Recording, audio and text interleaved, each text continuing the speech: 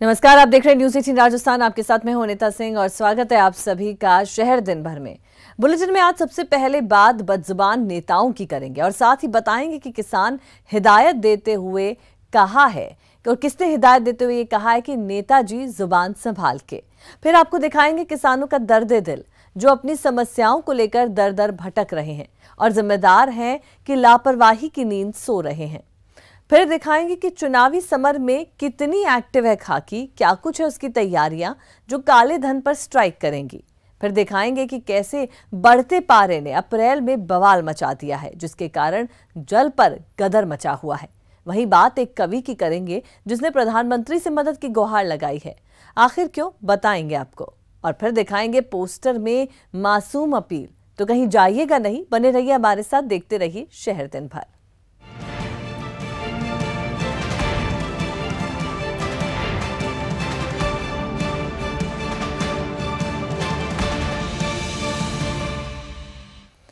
तो चलिए अब सबसे पहले बात उन बयान बहादुरों की जो वोट के लिए समाज पर चोट कर रहे हैं, जनता के बीच जाते ही बेकाबू हो जाते हैं और वोट की खातिर शब्दों की मर्यादा की सरहद लांघ जाते हैं।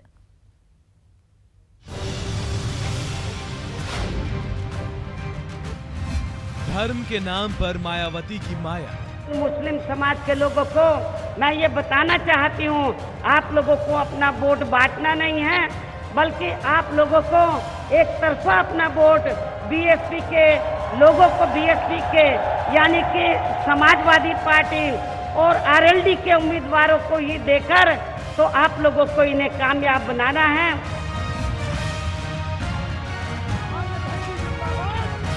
और नतीजा, मायावती की रैली पर 48 घंटों की रोक।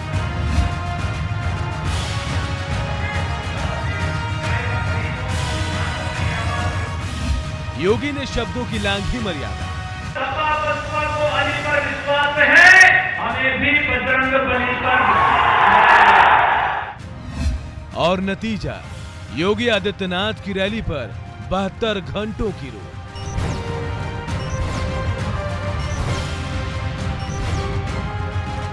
यह चुनाव में जहरीले बोल पर सुप्रीम कोर्ट की सर्जिकल स्ट्राइक है। ये सीख है उन बयान बहादुरों को जो वोट के लिए कुछ भी बोलने को तैयार है। ये मौका है उन जहरीले बोल बोलने वालों के लिए जो अपने शब्दों से समाज को बांटना चाहते हैं। अब भी मौका है, सुधर जाओ, नहीं तो कार्रवाई को तैयार रहो। उसकी असलियत समझने में आपको 17 बरस लगे। मैं 17 दिन में पहचान गया कि इनके नीचे का जो वो खाकी रंग का है। ये विवादों के खान हैं, नाम है आजम खान। समाजवादी है लेकिन समाज का ख्याल बिल्कुल नहीं करते। तभी तो जब भी मुंह खोलते हैं जहर ही उगलते हैं। ना शब्दों की मर्यादा समझते हैं, ना महिलाओं की इज्जत। विवादित बयान देना तो इनका रोज का काम है। और सब डटे रहो, ये कलेक्टर पलक्टर से मत डरियो। ये तनखैया है, तनखैयों से नहीं डरते हैं। और देखें कई मायावती जी के फोटो, कैसे बड़े बड़े अफसर रुमाल निकाल के जूते साफ कर रहे हैं। हाँ, उन्हीं से है गठबंधन। हाँ, उनसे उन्हीं के जूते साफ कराऊंगा इंशाल्लाह ने चाहा। आजम की अकड़ तो देखिए। बेहुदा बयान पर मीडिया ने सवाल किया तो सुनिए, बौखलाए आजम ने फिर कैसे जहर उगला। सर, आपके वालिद की मौत में आया था। आपके वालिद मर गए नहीं सुनाया। सर, आपके वालिद की मौत में आया था। आपके वालिद मर गए नहीं सुनाया। 2019 के महासमर में बयानवीरों की कोई कमी नहीं है। राजस्थान में भी ऐसे जहरीले बोल बोलने वाले एक से बढ़कर एक नेता है। गुलाब चंद कटारिया, ज्ञानदेव आहूजा, गजेंद्र सिंह शेखावत, बाबा बालकनाथ। सुनिए नेताजी, नापो तौलो फिर बोलो, क्योंकि ये जनता है, सब जानती है। शहद भरे बोल के मायने भी, जहर घुले बोल के मायने भी। Bureau report, news 18। तो वहीं विवादित बयान पर आजम खान फंस चुके हैं। आजम खान पर चुनाव आयोग का एक्शन। आजम पर 72 घंटे का बैन है। कल सुबह 10 बजे से ये बैन की मियाद शुरू होगी।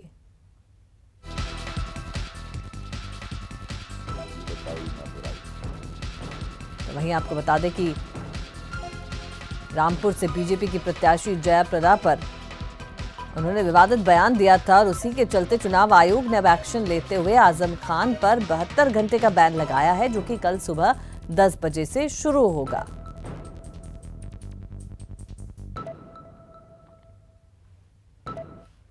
चलिए बढ़ते अगली खबर की ओर। आज दौसा में आयोजित गुर्जर आरक्षण संघर्ष समिति की बैठक में कर्नल बैंसला, भूरा भगत और एडवोकेट शैलेंद्र गुर्जर को संघर्ष समिति से बाहर करने का ऐलान किया गया।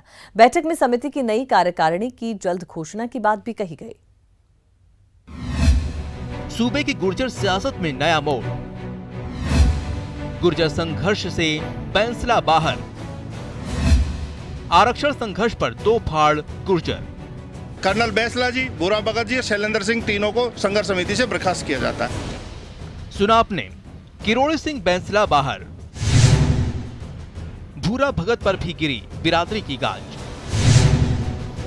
और एडवोकेट शैलेंद्र भी आउट। उस गुर्जर आरक्षण संघर्ष समिति से जिसके कल तक वो कद्दावर पैरोकार माने जाते थे, लेकिन आज आलम अलग है। आज तीनों को गुर्जर आरक्षण संघर्ष समिति ने बाहर करने की मुनादी कर दी है। बैंसला को समाज के हित को बीच रास्ते में छोड़ने का कसूरवार ठहराया गया और फिर दौसा में आयोजित आरक्षण संघर्ष समिति की बैठक में बैंसला के निष्कासन पर मुहर लगा दी गई। वो बीजेपी में जाए, किसी पार्टी में जाए, कल को हो सकता है कांग्रेस में भी आ जाए या बसपा में चले जाएं, उनका निजी विचार है। यदि पांच सीटों को जिताएंगे तो हम लोग भी उनका विरोध करेंगे, क्योंकि समाज की बात को बीच चौराहे पे समाज की बात को छोड़कर वो बीजेपी में चले गए। आरक्षण के मुद्दे पर आलोचनाओं का सामना करती रही बीजेपी के लिए चुनाव से ठीक पहले बैंसला का साथ सियासी गणित के लिहाज से भले ही महत्वपूर्ण हो, लेकिन गुर्जर आंदोलन के शिल्पकार कहे जाने वाले कर्नल बैंसला के निष्कासन के बाद आंदोलन चौराहे पर खड़ा हो गया है। इसके भविष्य पर अब सवाल खड़े किए जा रहे हैं। कहा यह भी जा रहा है कि आंदोलन अब दो फाड़ हो जाएगा। एक की कमान कर्नल बैंसला के हाथों में होगी, जबकि दूसरे को हिम्मत सिंह की रहनुमाई हासिल होगी। लेकिन सवाल ये है कि जो आंदोलन अब तक बैंसला की अगुवाई में बुलंद होता था, बिन बैंसला के उस आंदोलन का आगाज कैसे होगा। न्यूज़ 18 राजस्थान के लिए दौसा से आशीष की रिपोर्ट। और चलिए अब बात किसानों की। सरसों की बम्पर पैदावार होने के बाद भी कोटा के किसान परेशान हैं। ऐसा क्यों है, इस रिपोर्ट में देखिए। बम्पर पैदावार, किसान परेशान।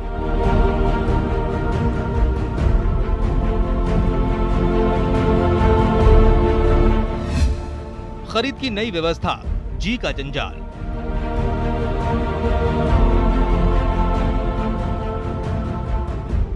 देख लीजिए सरकार, सरसों की बम्पर पैदावार के बाद भी किसान परेशान हैं और इसकी वजह है सरसों खरीद की नई व्यवस्था। आपको भी इस नई व्यवस्था के बारे में बताएंगे, लेकिन पहले एक नजर इस बुजुर्ग महिला पर। ना आंखें हैं, ना ही ठीक से चल पाती हैं, ऊपर से उम्र की मार भी, लेकिन सरसों तुलाई को लेकर परेशान है। सरसों बेचबा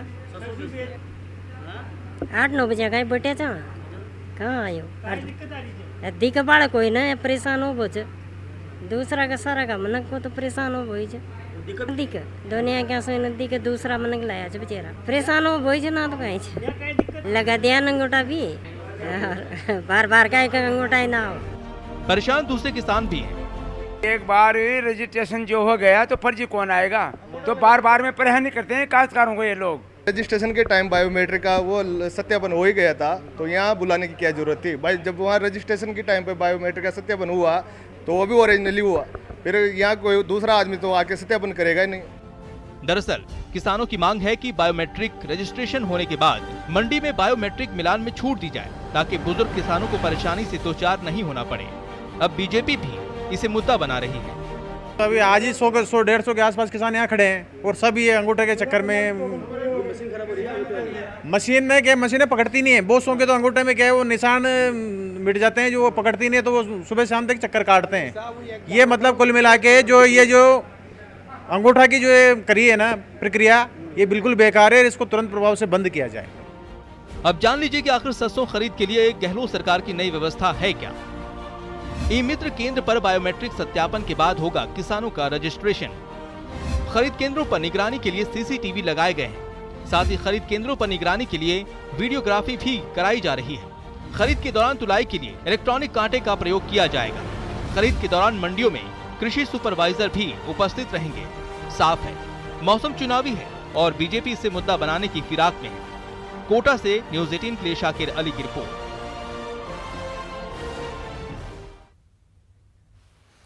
लोकसभा चुनाव का शोर अपने चरम पर है और हवाला कारोबारियों की भी खूब चांदी है, लेकिन अब पुलिस काले धन पर स्ट्राइक करने की पूरी तैयारी में है। कैसे, इस रिपोर्ट में देखिए। सावधान हवाला कारोबारी, नहीं बचेंगे काले धन वाले। काले धन पर पुलिस स्ट्राइक, चुनावी समर में चप्पे चप्पे पर नजर।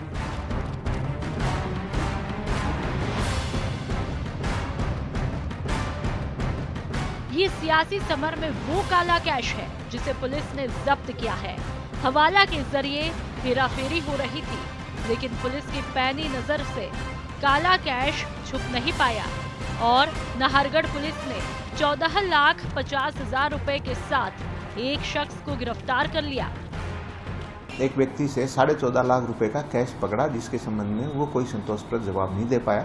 हमने चूंकि इलेक्शन का समय है, इलेक्शन के नियमों के अनुरूप इनकम टैक्स विभाग को बुला के और उनमें आगे जांच के लिए उनको सुपुर्द कर दिया। लोकसभा चुनाव सिर पर है और ऐसे में जयपुर भी हवाला कारोबारियों का गढ़ बनता जा रहा है। लिहाजा इंटेलिजेंस से इनपुट मिलने के बाद जयपुर पुलिस कमिश्नरेट के चारों जिलों की पुलिस हवाला कारोबार पर नकेल कसने के लिए पूरी तरह से कमर कस चुकी है और इसी मुस्तैदी का नतीजा है ये काला कैश। इसमें जो भी हमारे मुखबिर नेटवर्क को हमने सक्रिय किया है तथा हवाला राशि का जो भी इधर से उधर जाने की संभावना हो सकती है, इस पर पुलिस के द्वारा कार्रवाई की जाएगी। अभी तक सर कुछ हुई है हवाला की? मैंने बताया आपको 17 लाख के आसपास कैश बरामद किया गया अभी तक। अब आइए आपको बताते हैं कैसे होता है हवाला का कारोबार। देश भर में हवाला कारोबारियों का नेटवर्क होता है। मिनटों में कहीं भी करोड़ों का कैश पहुंचाया जाता है। मसलन किसी को मुंबई से जयपुर 50 लाख कैश भेजना है, वो शख्स मुंबई में हवाला कारोबारी को 50 लाख देगा, जिसके बाद मुंबई हवाला कारोबारी जयपुर कारोबारी से संपर्क साधेगा और जयपुर हवाला कारोबारी अपनी तरफ से जयपुर के शख्स को 50 लाख कैश देगा। इस लेन देन में दोनों हवाला कारोबारियों का कमीशन बंधा होता है। काला धन को ट्रांसफर करने के लिए इसका इस्तेमाल होता है। पुलिस कमिश्नरेट के मुताबिक पिछले चुनाव में भी काले धन का इस्तेमाल खूब हुआ था, जिसमें बैंकों के कैश वैन से लेकर एम्बुलेंस तक का इस्तेमाल हुआ था। लिहाजा इस बार पुलिस पूरी तरह से सतर्क है। पुलिस अपने नेटवर्क के जरिए भी हवाला कारोबारियों पर नकेल कसने की कोशिश कर रही है, जिससे कि चुनाव में काले धन का इस्तेमाल ना हो सके और चुनाव निष्पक्ष तरीके से संपन्न कराया जा सके। जयपुर से न्यूज़ 18 के लिए राकेश गुसाई की रिपोर्ट। चलिए अब आपको दिखाते एक भीड़ का इंसाफ, जिन्हें ना तो पुलिस की फिक्र है और ना ही कोर्ट और ना ही कानून की। एक थप्पड़ ये मास्टर चाबी है। ये मास्टर चाबी लेकर के दूसरा थप्पड़ जादू में, एक और थप्पड़। भैया मारो तो मारो मत, एक के बाद एक थप्पड़। नाटक कर रहा, छोड़ दो, मर जाएगा। कहाँ रहता है ये बता। सवाई माधोपुर में कितनी गाड़ियां चुराई है। ये भीड़ का इंसाफ है। ना पुलिस ना कोर्ट, फैसला ऑन द स्पॉट। ना कोई रोकने वाला है और ना कोई टोकने वाला है। यहाँ हर कोई इस शख्स पर अपना दम दिखा रहा है। आरोप के मुताबिक ये शख्स महारानी फार्म से एक बाइक चोरी करके भाग रहा था, तभी लोगों ने इसे रंगे हाथ जवाहर सर्किल के पास दबोच लिया। कुछ देर में मौके पर लोगों का हुजूम जमा हो गया और फिर लोगों ने शुरू की पिटाई। ये चोर मरानी फार्म दुर्गापुरा में पकड़ा है, वहाँ से पूरा मानसून होता हुआ गाड़ी लेकर के आया। मैंने इसको B2 बाईपास पे यहाँ करके पकड़ा है, गाड़ी लेके भाग रहा था ये, और यहाँ पर आकर मैंने B2 बाईपास पे इसको पकड़ा है। पकड़ने के बाद में इसके साथ में एक बंदा और था, वो भाग गया। देखिए भीड़ किस तरह से पीटने के लिए जोश में है। चारों तरफ से आरोपी को घेर रखा है। सभी एक एक करके हाथ पैर जैसे चाहा वैसे पिटाई करते गए। सभी लोग चोरी करते पकड़े गए युवक पर टूट पड़े। युवक को ना मारने की भी आवाज आती रही, लेकिन भला सुनने वाला कौन था। फैसला ऑन द स्पॉट करने वाली इस भीड़ थप्पड़ लात घूंसे चलाती रही। युवक के पास से कई सामान भी बरामद हुए हैं। ऐसा नहीं कि पुलिस यहाँ नहीं पहुंची। पीसीआर वैन में बैठे पुलिसकर्मी पहुंचे भी, लेकिन कई घंटे बाद लोगों में पुलिस की रवैये से भी नाराजगी थी। मौके पर मौजूद सभी लोगों ने चोर पर हाथ सफाई की। चोर का शायद ही कोई हिस्सा बचा हो जिस पर चोट न लगी हो। शहर में आए दिन होने वाली बाइक चोरियों की घटनाओं पर पुलिस की उदासीनता और लापरवाही पर लोगों का गुस्सा लाजमी है, लेकिन चोरी के आरोपी पर भीड़ का अमानवीय चेहरा किसी भी हाल में बर्दाश्त नहीं किया जा सकता है। जयपुर से महेश दाधीची की रिपोर्ट, न्यूज 18 राजस्थान।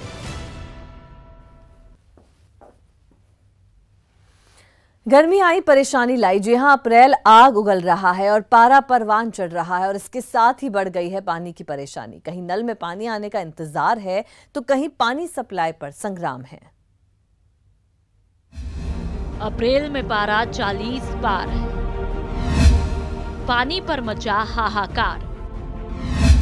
गर्मी में शुरू जल पर जंग। तस्वीरें दो, परेशानी एक। पानी पानी और सिर्फ पानी। अप्रैल में आसमान से आग बरस रही है।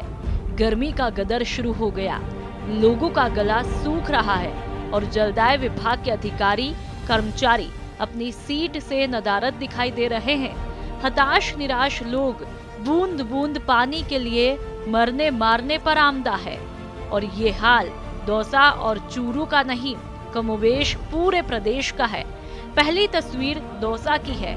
झालरा का बास के बाशिंदों ने सोमवार 10 बजे जलदाय विभाग के इस कार्यालय पर धावा बोला, लेकिन ऑफिस में अधिकारी नहीं बल्कि नजर आई तो ये खाली कुर्सी। झालरा का बास में हमारे कम से कम 5-6 साल से 10 साल से पानी नहीं आ रहा है। अवैध कनेक्शन का इतनी भरमार है झालरा के पास में। अब यहाँ AN साहब के पास आए हैं, ये नदारद हैं, ये नहीं है, इनको शिकायत करने के लिए आए हैं। हताश निराश लोगों ने हंगामा शुरू किया तो सहायक अभियंता रंगलाल सैनी पब्लिक के सामने पेश हो गए। साहब को जब लोगों ने अपनी परेशानी बताई तो वे पानी पर दवा की जगह दलीलें देने लगे। लोगों ने लाख समझाया, साहब बरसों से घरों में पानी नहीं आया, टैंकर से पानी मांग कर गुजारा कर रहे हैं। हाँ, पानी की जगह उसका बिल बदस्तूर हर महीने घरों में पहुंच रहा है। बिल दे रहते हैं नलन का। हमारे पानी आए 10 साल हो गए, बिल काई के बाद का भरा। टैंकर का पैसा दे दो और बिल ले लो, न हमारे टैंकर न हमारे नलाव है। अब चूरू के सादुलपुर की वाटर स्टोरी भी सुन लीजिए। यहाँ पानी आता तो जरूर है लेकिन पीने लायक नहीं। मतलब पानी की सप्लाई के बावजूद पानी का रोना है। और जब नाराज पब्लिक पानी की परेशानी जलदाय विभाग के अधिकारियों को सुनाने पहुंची तो वे सुनने को तैयार नहीं हुए, जिसके बाद पब्लिक का गुस्सा फूट पड़ा और अधिकारियों को दूषित पानी पिलाने की कोशिश की। खुद सुनिए पानी पर क्या है इन लोगों की परेशानी। 2 महीने से ये गंदा पानी आ रहा है और ये पानी पीने के लिए मजबूर है। बहुत लोग बीमार होके हॉस्पिटल में पहुंच चुके हैं और अगर 24 घंटे के अंदर इस पानी का कोई समस्या का समाधान नहीं हुआ तो कल से हम यहाँ सभी ऑफिसों को ताला लगा कर धरना प्रदर्शन करेंगे। जाहिर है जल ही जीवन, और जब जीवन पर बनाए तो फिर सूखा गला कैसे सब्र रख पाए। न्यूज 18 राजस्थान के लिए दौसा से आशीष और चूरू से मनोज शर्मा की रिपोर्ट। हाल के लिए इतना ही, दीजिए इजाजत, नमस्कार।